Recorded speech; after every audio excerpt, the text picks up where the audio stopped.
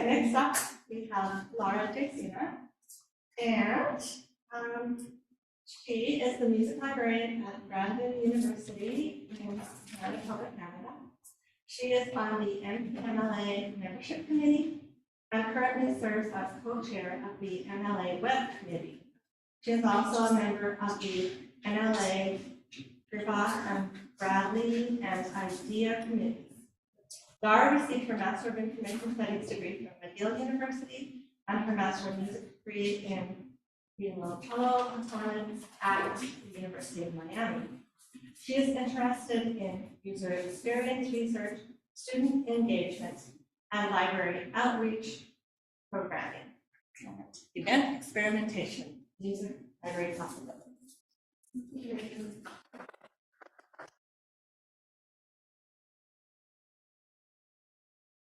Okay, so I'm talking about music library events. I'm going to do a quick introduction, talk about the events, and do takeaways. So Brandon University Music Library. Brandon University is a regional university, kind of like Maria is saying. We kind of try to appeal to local, more regional, rural students, but we also have a lot of international students from Africa in particular. And in the music library, there's limited music student engagement. There's a lot of engagement with international students from nursing, science, business, all kinds of things. So it's not really getting the music student demographic. And there are minimal large-scale concerts and music productions that happen locally, so they're not really exposed to a lot of the different kinds of music offerings in the world. Did I really put this here? So I do a bunch of events, and part of the ways that I promote it is I do a lot of posters, I post on Instagram, I do emails through various channels, such as through the library, through student services, and through the School of Music, and word of mouth is really important for getting the word of these events. So I was talking about the concerts. I use the Medici database that we have through the library, and it's an opportunity for me to promote this database to students by having these screenings from the database. If you don't know, Medici has like a bunch of, it has thousands of concerts and archival concerts and classical jazz, opera, ballet, everything. So it's really, really cool. The School of Music gives students online concert credit for attending any of these screenings. So that's like half credit of their online credit.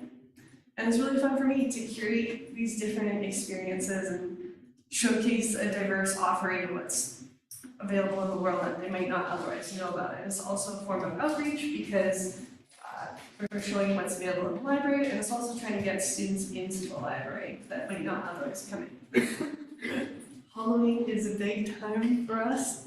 We definitely decorate the music library a lot.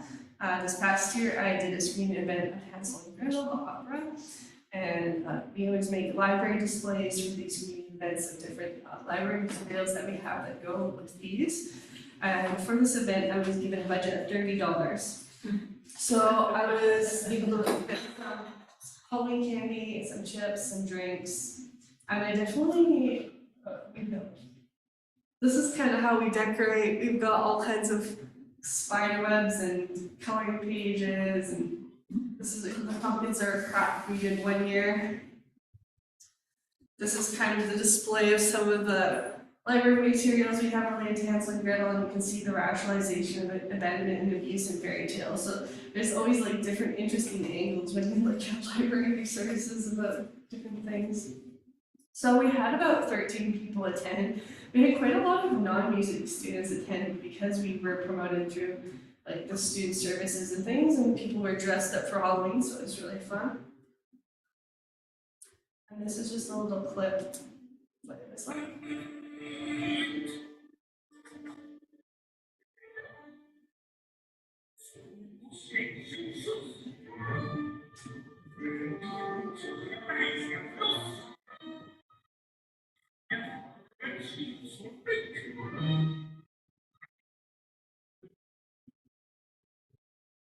We also have a lot of coloring pages, which are really fun, and yeah, they're out there for people to do. My next one I did in November was Carmina Burana. I chose it because it's such a large scale performance. Like I was saying, there's not a lot of opportunities. We don't have an orchestra in Brandon, so just kind of looking at that. This is something with a lot of medieval influences, but it's also very contemporary. So it's something I felt like kind of suited the November vibes.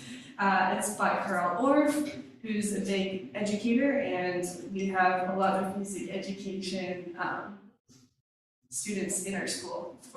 And LNAP, which is the Long Night Against Procrastination, it was kind of connected to that. So that's kind of like I leaned into for promoting this event because I was kind of burnt out at this point of doing other things. So these are the displays for Carmina Burana. They were really fun to make, and we only had 2 students come. So I don't know if it's because it was in the evening or what, but yeah. Something I tried this year was a holiday study hall. So when it's the Christmas or winter holidays, the music library hours are a lot shorter because the classes are finished and we don't need to support them as much. And so I decided to do a little study hang where people could come in after our normal holiday hours and have some music playing, have some cookies, and they could study or do coloring pages. I had a $30 budget, which I used for cookies, hot chocolate, marshmallows, and some of those insulated cups. And I ended up bringing my own tea because I had some to get rid of. And again, BU Student Life helped promote us on Instagram. That was really helpful. We got a lot of non-music students that I've never seen in the library before. So this is kind of what it looked like. Cookies were from like the grocery store. The marshmallows were from Dollarama. Just tried, like I definitely went to the grocery stores and like figured out how I was going to use the budget beforehand and scouted for a few days, but it turned out really well.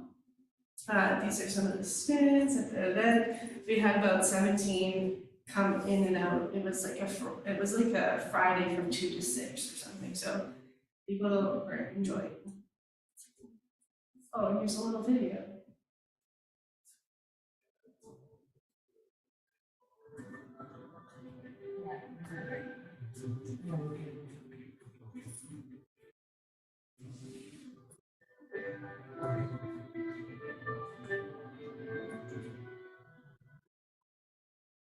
So that was my holiday study hall. Okay, so for January, I definitely decided I was going to try and go and do a lot of things in January and February. I was kind of thinking maybe it's because of that if I go harder at the beginning of the semester, maybe more people will come. So I did one on the first Friday, January 5th of the semester. And I did some Tuesday and Wednesday evenings where there was choir and there's also a jazz band rehearsal. So I kind of was like alternating to try and get some of the different audiences. I definitely curated quite a variety here. And I also decided I was going to start a lunchtime student concert series as well in the library. And so my first one is an afternoon of 4 seasons. I did Vivaldi's 4 Seasons, which with Guido's 4 Seasons, and a documentary and concert of Max Richter's recomposition of Vivaldi's 4 Seasons. These are, as I'm sure most of you have, a lot of resources about Vivaldi's 4 Seasons. So it's kind of fun to showcase, even though in some ways people might think it's overrated, it's almost underrated in that it's overrated. So it's kind of fun to do that. And this is a clip of this performance, which I think is incredible.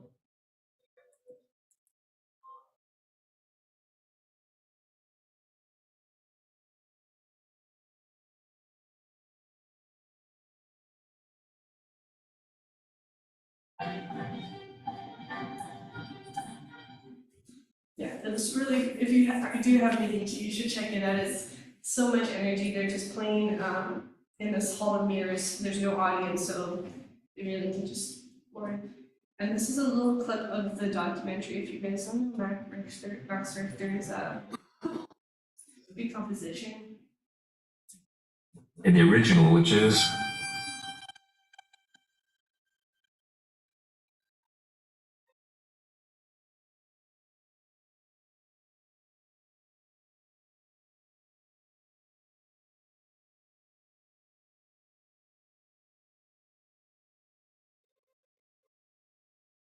Max does. But very simple, but again takes the original melody and changes it.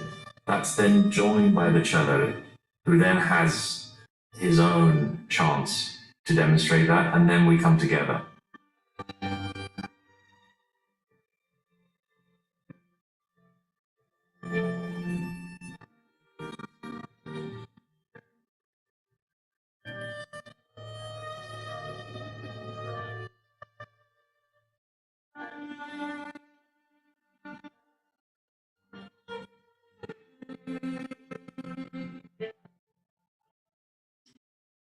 Yeah, I really like doing the kind of creation of the different things, and that's just my own thing.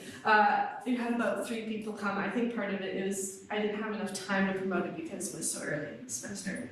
The next one I did is the Barbarossa by Rossini. I wanted to do something romantic that had a lot of like storytelling. This one we had about 5 people come. It was still pretty awesome, but also did Boston by Berg. I feel like Berg in that era, interwar era, is someone I feel like I was talking to someone about recently, but is very like under-taught, and so I wanted to do something like this. And also, Boston is a very interesting story. And this one we had about 7 people actually. I think it's good by the editor. Here's a little clip.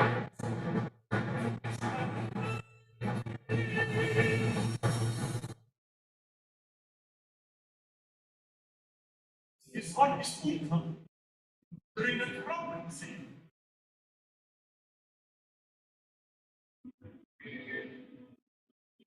Alles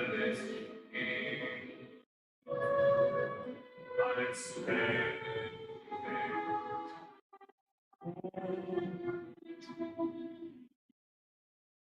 So this one I think we had about 7 people, maybe more.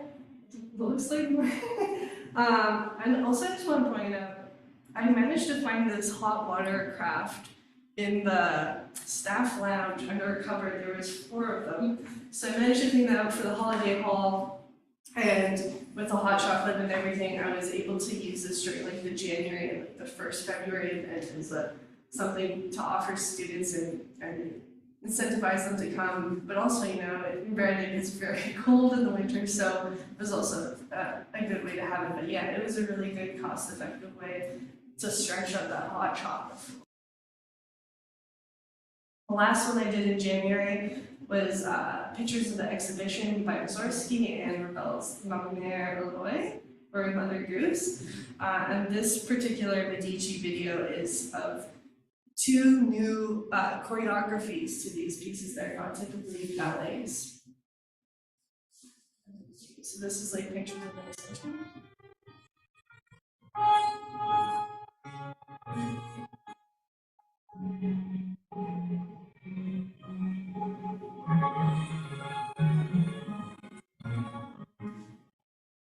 So just kind of thinking about different ways and different things to expose students to.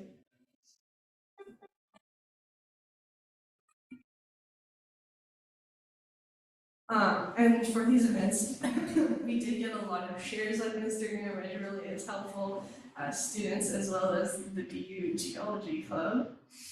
During this time, I kind of developed my own screening checklist to make sure I got things done. I can share more about this after, but you know, designing the posters, getting the concert approval, setting the date and time, which is making these displays and emailing and getting everything set up. The lunchtime concert series was a new idea. It was to have like an informal lunchtime concert. We have a Tuesday free slot, which is a slot when there's no classes for the music students, at least, not always music education, but so that's kind of where I put that slot. I had students sign up and to be performers. I ended up performing in each one just in case I didn't have enough. But actually, it turned out really well. The first one, we had 5 different groups of performers. So just quickly, we also again had a lot of promotion. BU Sexual Violence shared our thing. BU Jazz Group students, they have their own Instagram. They reshared it, so we had a lot of promotion in different ways. And yeah, so these are some pictures from our first concert. We had, I did some cello duos, we had a wind quintet, we had a solo jazz guitar, we had someone sing a song from an anime, and we had saxophone quartet play some Disney tunes. They're like a resident saxophone quartet. And this is a little clip.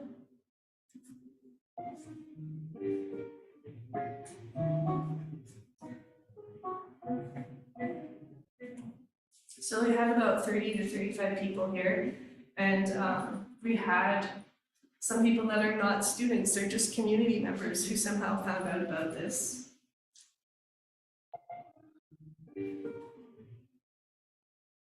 And we were featured on the Quill, which is the student newsletter. We were featured on the front page, and actually, you can see there's a guy taking a picture here, and he was from the Brandon Sun, which is our local newspaper for the city, and we didn't actually ever see anything from the Brandon Sun, but it was really cool to see him show up and get pictures of our students performing in our space. February is a big Black History Month for me in my programming. I've done this in the past too. I did 3 screenings that are different Black jazz performers. So I'm going more into the jazz in February. I did Sarah Vaughan, McCoy Tyner, and Christian McBride. I also did a Valentine's Day scavenger hunt, and it was fun.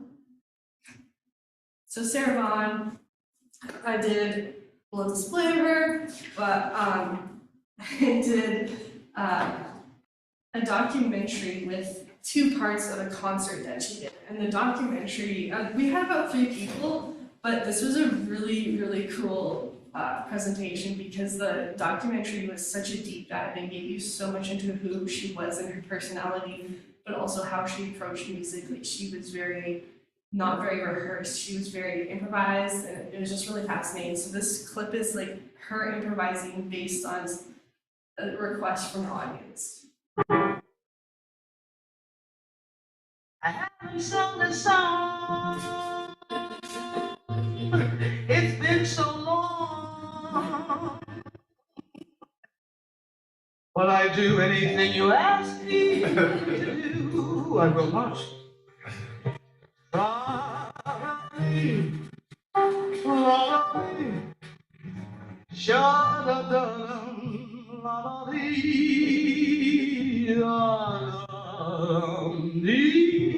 gotta get myself. It's knocking me out, yeah. Yeah, if you have a DJ, you should check out. I can tell you what to listen to, but she also has an incredible range. It's sometimes one of my student assistant was like, I thought that was a guy. It's so low for part of it. The next one I did is McCoy Tyner. I thought people would be pretty interested in this because we have quite a jazz piano program. But we had no students attend. I'm sorry, I skipped ahead, but I programmed a solo set of his alongside a set with him and his band, so I guess I'll put this now. Okay, well, this is the example of how no one came.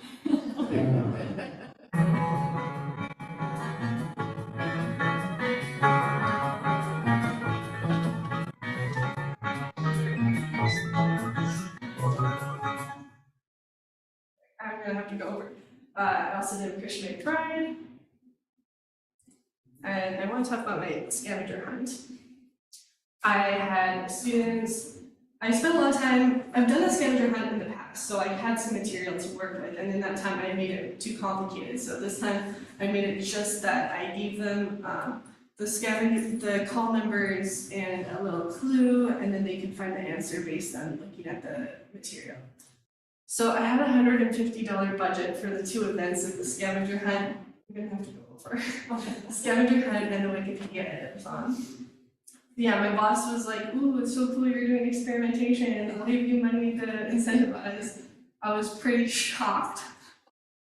So this is kind of how I ended up spending the budget. I did about $50 for the scavenger hunt and $100 for the Wikipedia edit-a-thon, which was mostly for pizza because they wanted to have some sort of big incentive to get people to come for that one. And the Valentine's Day one, I spent a lot of time, again, scouting these different stores to make these little gift bags full of treats.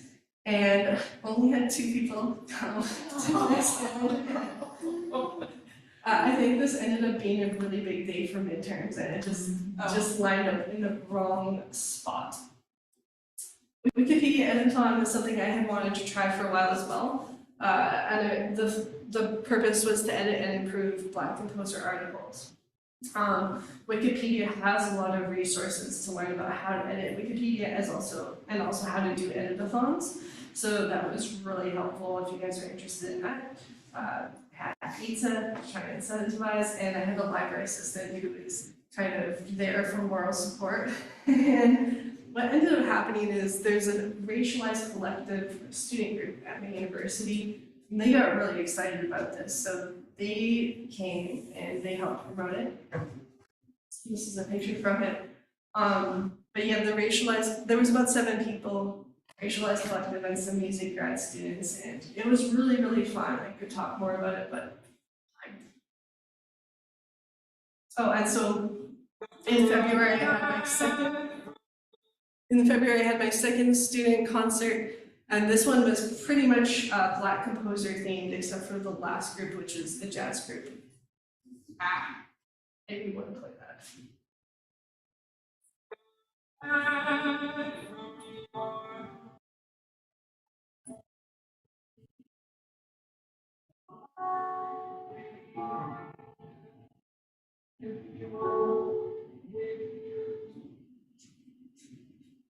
And so like the whole concert was actually pretty like introspective and mellow, and then we had this student jazz group.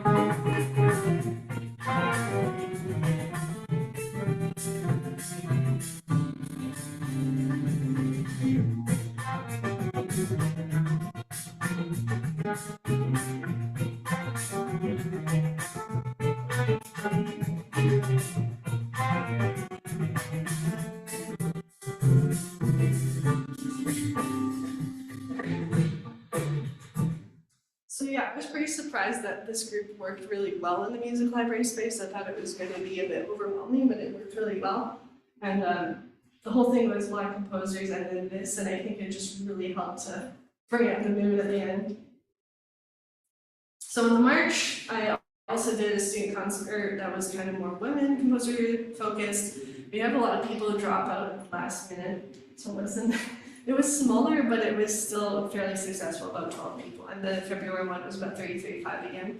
And we also did a performance anxiety workshop with from Student Services and Counseling therapist Marcia Harris, who I've worked with in the past, and Professor Sarah Hall about performance anxiety and developing strategies and how to connect with your body. And we had 2 people for that one, so we didn't promote that one well enough. Some of the takeaways: it's fun to do event experimentation. There's a spectrum of very satisfying and rewarding to very disappointing. Scheduling is a big issue, but it's really interesting to build an audience. Like, there's definitely people that come to my things regularly, especially like I had the same audience in January a lot, and then they didn't come in February, so it's kind of interesting. Collaborating and getting faculty buy-in. I had some faculty that were very involved in my lunchtime concerts, and that was part of the success in what I would do in the future. Budget is very interesting. Stretch those dollars when you can, and promotion is a big part of it. The lunchtime concerts are very successful, so if you guys want to do that, you should. And getting student faculty feedback was also really helpful. And overall, I think this was a worthwhile endeavor. Thank you.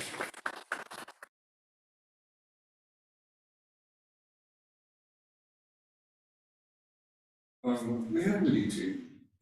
Is it licensed for public performance? Oh yeah, sorry, yeah, and if you have Medici, you can do all public performance rates. The only exception is like they have a bunch of live streams. You'd have to double check about those, because it's not for sure. What the recordings are? Yeah, you get public performance rates like this.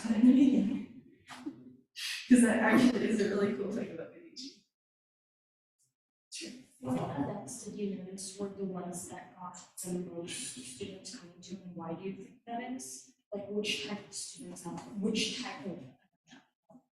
The concerts for sure, because they're all performing. And yeah, definitely the concerts. There's no question about it. You mentioned marketing a lot, and ones that weren't successful, you think, because of marketing. So you mentioned Instagram and posters. What else do you do to let people know about it? I do a bunch of emails sometimes. The School of Music has like a newsletter, but they send it out on a Friday. And she doesn't always update it, and there's always things they're past their own. So I don't really think people look at that. I think whatever the students services promotes us through their emails or through their social media, that really helps. And also the library. And yeah, those are kind of it. Do you have to seek permission, or can you just decide to do an event? I can just decide. Wow, you're so lucky. Yeah. Well, Sorry. I just want to throw a couple more ideas out onto the table. A couple of things that we've done is a recording club. It's like a book club, but everybody listens to a recording to discuss it. The other one is a game night. There's some music themed games you can get. But I have to say that in our school, and I think this probably varies a lot from institution to institution, our student engagement is terrible. We've had events that 0 people came to. yeah. So, and the thing is that, like staff that's involved with organizing things, when nobody comes, it's very discouraging. Yes. So, congratulations on getting people together. Well, I mean, definitely the scavenger hunt was a huge blow.